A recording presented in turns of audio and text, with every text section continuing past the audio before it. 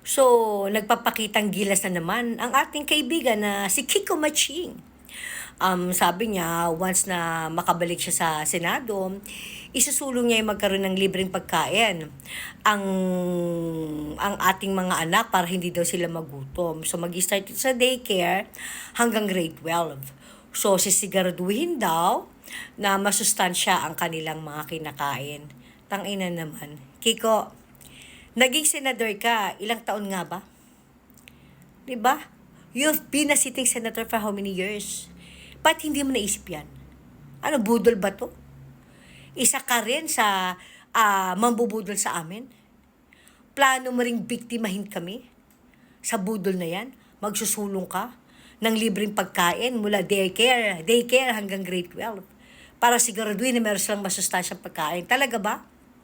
Kiko, okay. Ang naalala ko sa'yo, bukod sa Pangilinan Law mo, hindi ko makakalimutan yung panahon ng pandemya. Nagkaroon ng bayanihan program ang Duterte administration para matulungan ng mga kababayan nating may hirap dahil nga pandemic that time. Isang yes na boto lang ang ibibigay mo, pero hindi mo pa naibigay.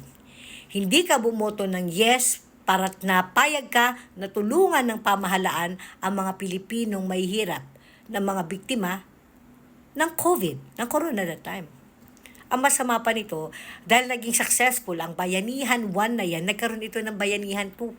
So nagkaroon ito ng part 2. At katulad ng part 1, ng Bayanihan 1, no pa rin ang boto mo.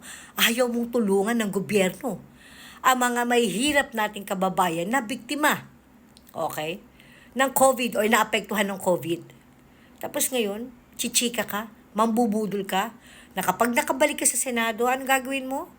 Sisiguraduhin mo o isusulong mo na magkaroon ng libreng almusal ang mga daycare hanggang grade 12. Talaga ba?